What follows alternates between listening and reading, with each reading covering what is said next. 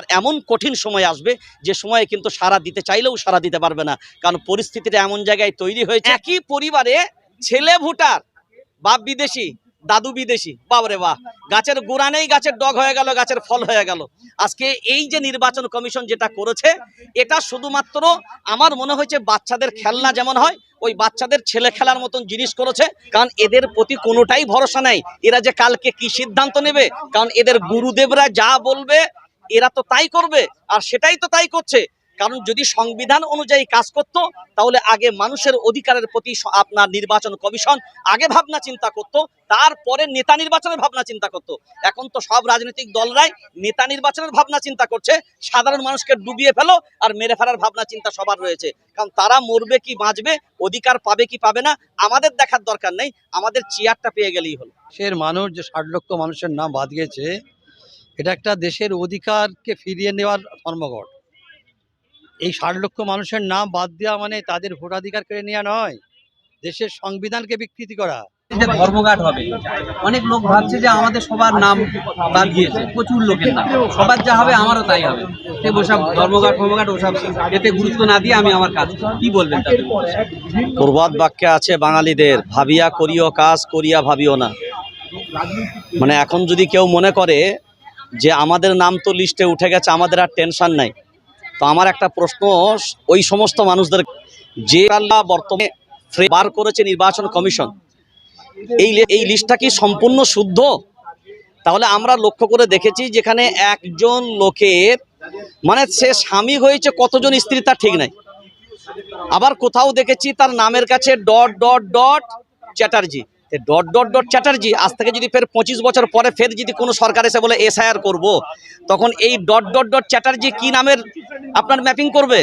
তাহলে সমস্যা কি তাদের না, যাদের ভুল নাম আজকে ভোটার লিস্টে উঠে গেছে কিন্তু তাদের লিস্টের সাথে বর্তমানে এই লিস্টের মিল নেই? তাহলে আজকের 20 বছর পরে যখন এই সমস্যা আসবে তখন এই সমস্যার সমাধান তারা কি করে করবে?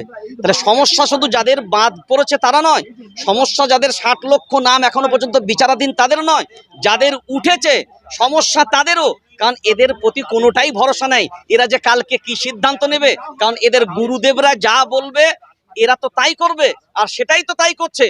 কারণ যদি সংবিধান অনুযায়ী কাজ করত তাহলে আগে মানুষের অধিকারের প্রতি আপনার নির্বাচন কমিশন আগে ভাবনা চিন্তা করত, তারপরে নেতা নির্বাচনের ভাবনা চিন্তা করত।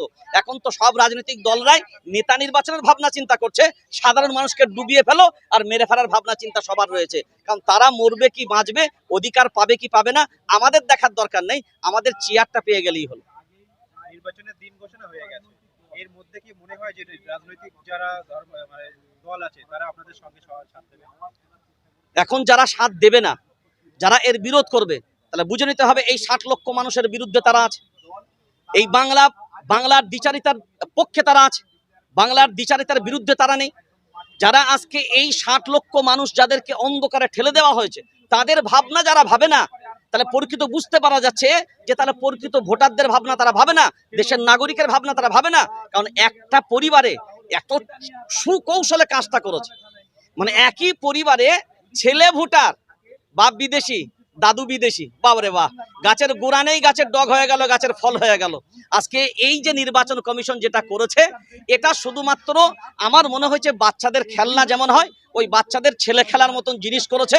এ প্রকৃতপক্ষে একটা নির্বাচন কমিশনের একটা নির্বাচক সিদ্ধান্ত হতে পারে না। পশ্চিমবঙ্গে নির্বাচন কমিশন কেন্দ্রের থেকে রাজ্যের যে মুখ্য সচিব আছে তাদেরকে ক্রমাগত পাল্টাচ্ছে, এর থেকে মনে হয় কি ভোট সঠিকভাবে হতে পারে?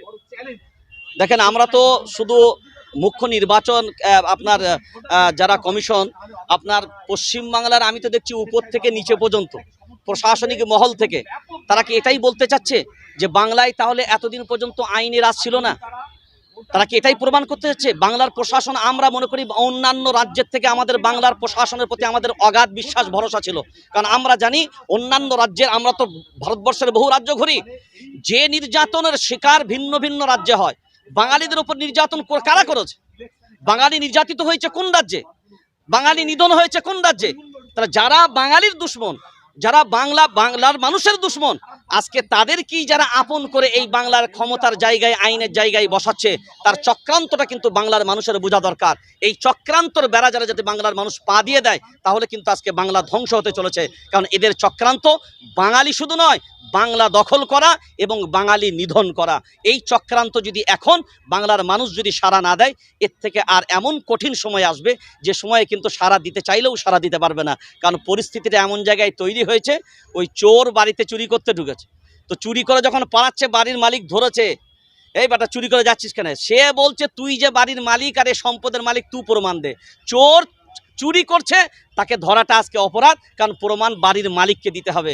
আজকে যারা দেশের নাগরিক তাদেরকে তাদের অধিকার প্রমাণ করতে হবে যে আমি তারিখে যে ধর্মঘাট হচ্ছে, এই ধর্মঘাটে সাধারণ মানুষ অনেকে ভাবছে যে আমার নাম বাদ গেছে, সবার নাম বাদ গেছে, অতএব সমস্যা হলে সবারই হবে, অতএব ও ধর্মঘাট এরকম প্রয়োজন নেই, এরকম একটা মনোভাব যেন বোঝা যাচ্ছে। কি বলবেন? তা ঠিক নয়। দেশের মানুষ যে 60 লক্ষ মানুষের নাম বাদ গেছে, এটা একটা দেশের অধিকারকে ফিরিয়ে নেওয়ার ধর্মঘট।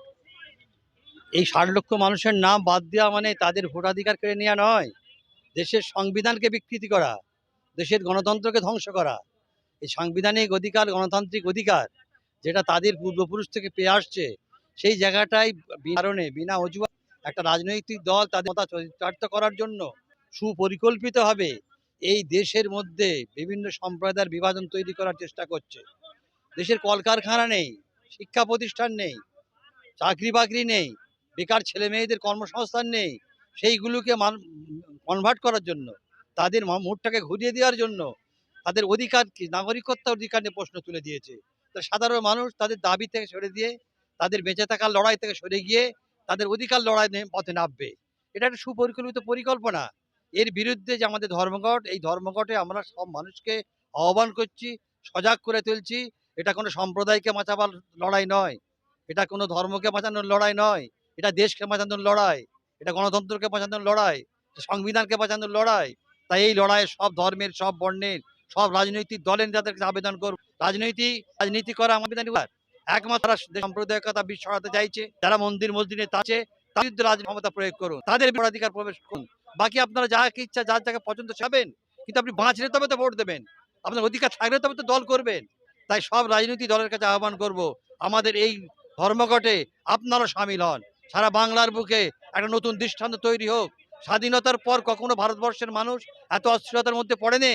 স্বাধীনতার পর আবার ওই ধারা করছে, তারাও দেখুক যে স্বাধীনতার পর দেশ কিভাবে একত্রিত হয়েছে। তারা দেশকে বাঁচাবার জন্য নয়, নিজে বাঁচাবার লড়াই নয়, এটা দেশকে বাঁচানোর লড়াই, আগামী প্রজন্মকে বাঁচানোর লড়াই, দেশের সংবিধানকে বাঁচানোর লড়াই।